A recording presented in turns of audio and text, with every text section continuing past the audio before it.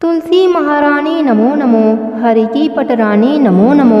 नमस्कार दोस्तों, आज मैं आपको कामिका एकादशी व्रत की पारण की कथा सुनाने जा रही हूँ। प्रेम से बोलिए तुलसी माता की जय हो, विष्णु भगवान की जय हो। कामिका एकादशी व्रत का पारण शुक्रवार के दिन सुबह 5:33 से सुबह 8:18 तक रहेगा। भगवती तुलसी की कथा आप पारण से पहले और बाद में भी सुन सकते हैं। आइए अब सुनते हैं महापुण्य फल देने वाली भगवती तुलसी की कथा। भगवती तुलसी मूल प्रकृति की प्रधान अंश हैं। प्रारंभ में वे गोलोक में तुलसी नाम की गोपी थीं। भगवान के चरणों में उनका अतिशय प्रेम था। रासलीला में उनकी श्री कृष्ण के प्रति अनुरक्ति देखकर राधा जी ने कुपित होकर उन्हें मानव योनि में जन्म लेने का श्राप दे दिया।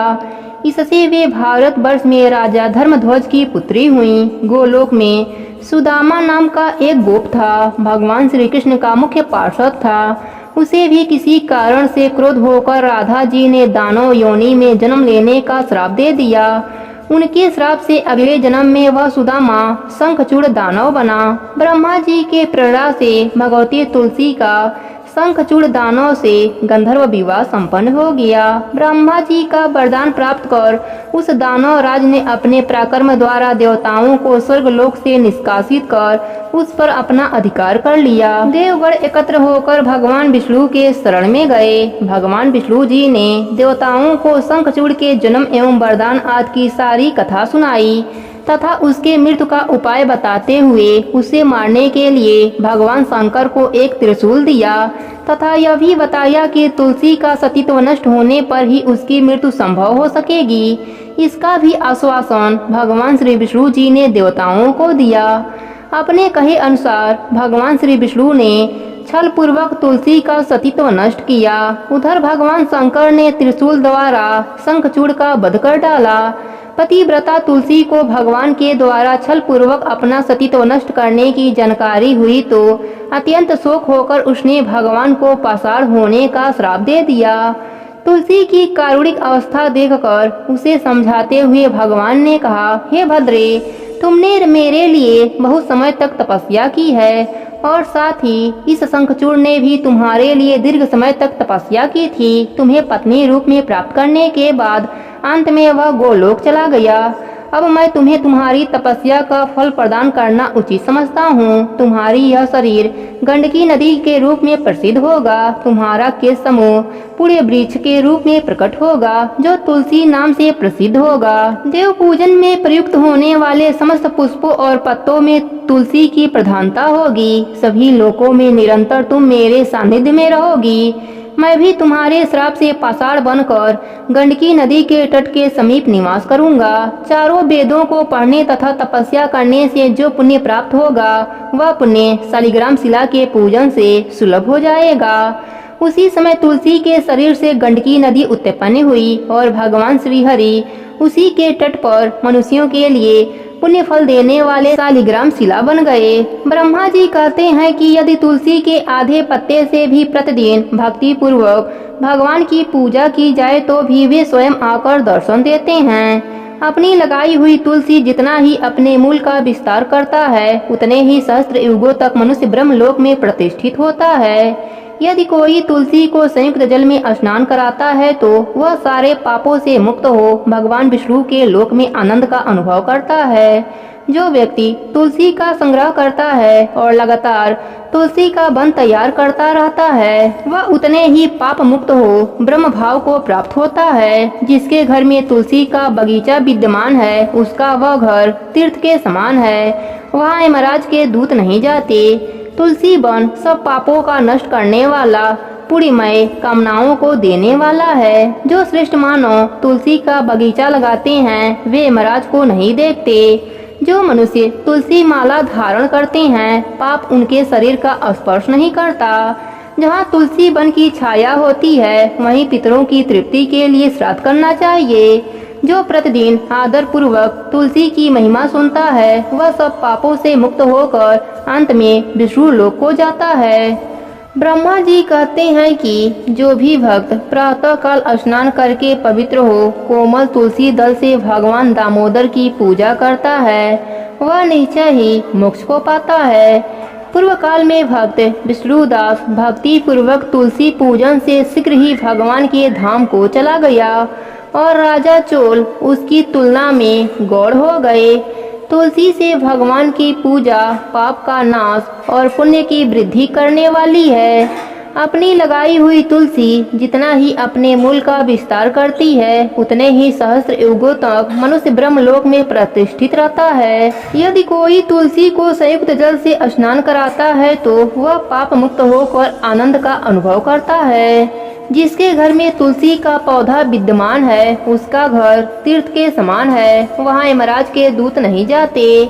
जो मनुष्य तुलसी काष्ठ संयुक्त गंध धारण करता है क्रियमाण पाप उसके शरीर का स्पर्श नहीं करते। जहाँ तुलसी वन की छाया हो वहीं पर पितरों की तृप्ति के लिए श्राद्ध करना चाहिए।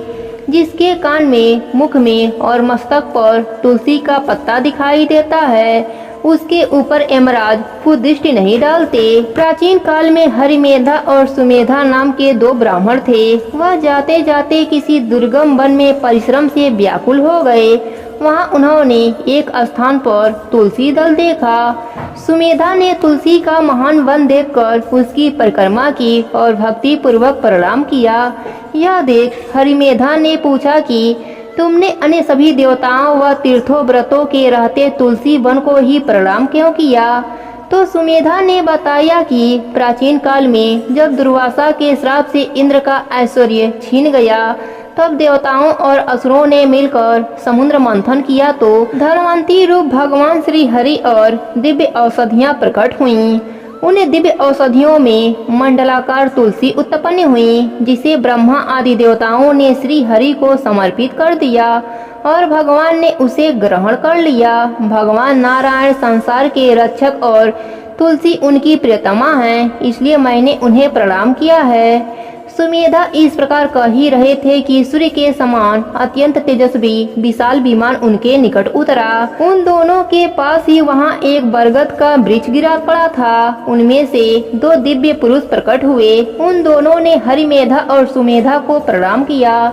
तब दोनों ब्राह्मणों ने उनसे पूछा कि आप कौन हैं? तब उनमें से जो बड़ा था वह बोला, मेरा नाम अस्तित्व है। एक दिन मैं नंदन वन में पर्वत पर क्रीड़ा करने गया था तो देवगनाओं ने मेरे साथ इच्छा अनुसार विहार किया। उस समय उन 9 युवतियों के हार के मोती टूटकर तपस्या करते हुए लोमस ऋषि पर गिर पड़े। यह देखकर मुनि को क्रोध आया। उन्होंने सोचा कि स्त्रियां तो परतंत्र होती हैं, अतः यह उनका अपराध नहीं है, दुराचारी अस्तित्व ही श्राप के योग्य है।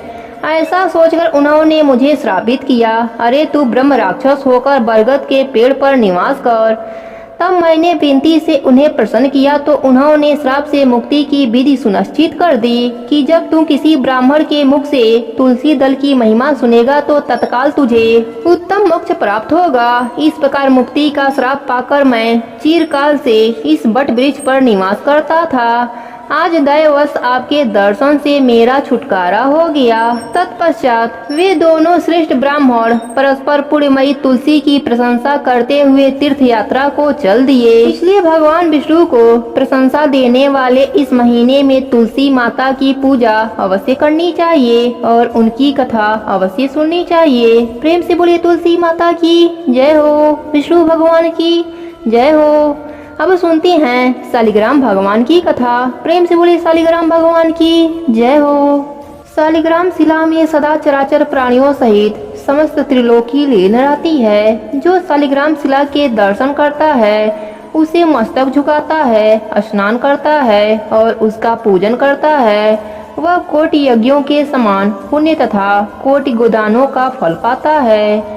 महादेव जी अपने पुत्र कार्तिकेय जी से कहते हैं, बेटा जो पुरुष सदा भगवान विष्णु की शालिग्राम शिला का चरणामृत पान करता है उसके गर्भवास के भयंकर कष्ट का नाश हो जाता है। जो मनुष्य प्रतिदिन शालिग्राम शिला का पूजन करता है उसे न तो यमराज का भय होता है न मरने और जन्म लेने का ही।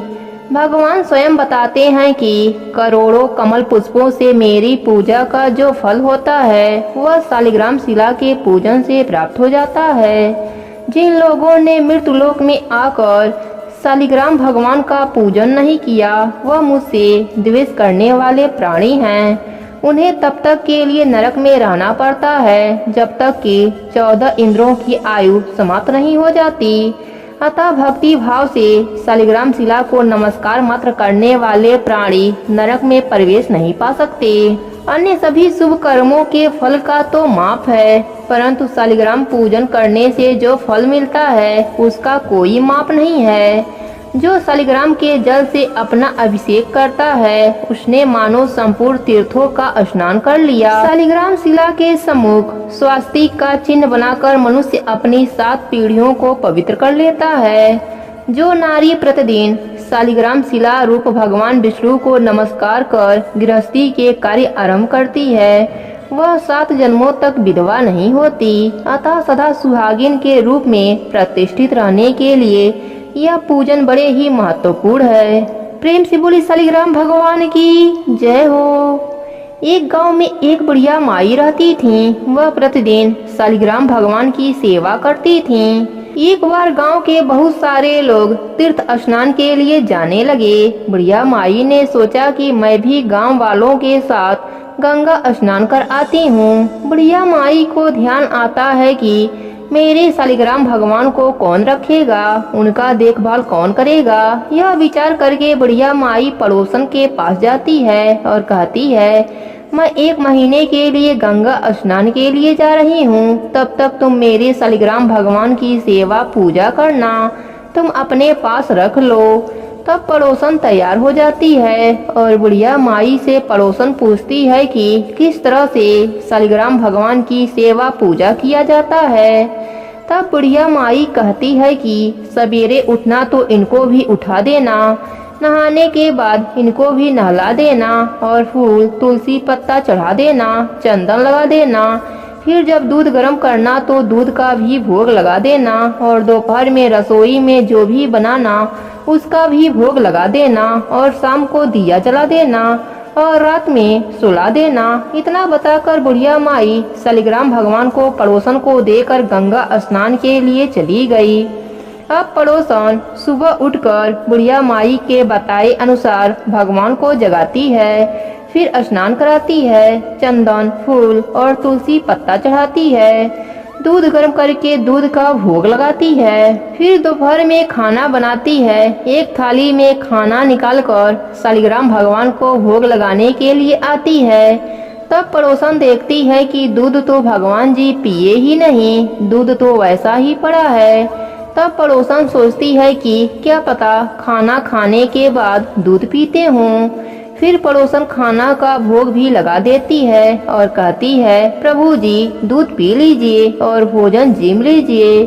फिर पड़ोसन अपना काम करने लग जाती है। कुछ समय के बाद फिर आती है देखने भगवान जिमे की नहीं, ताकि मैं भी जिम लूं। हाथ जोड़कर देखती है कि दूध और खाना वैसा ही रखा है। फिर पड़ोसन हाथ जोड़कर बोलती है कि प्रभु जी दूध पी लीजिए और जिम लीजिए, आप जिमोगे तभी तो मैं भी जिमूंगी। थोड़ी देर बाद फिर वापस आती है, फिर वही बात कह के वापस चली जाती है। फिर आती है तो देखती है ना तो भगवान दूध पी रहे हैं ना ही जिम रहे हैं। अब पड़ोसन चिंता में पड़ जाती है और सोचती है कि आज तो पहला ही दिन है, बुढ़िया माई आएंगी तो क्या कहेंगी, कहेंगी कि तुमने तो मेरे प्रभु को दुबला पतला कर दिया।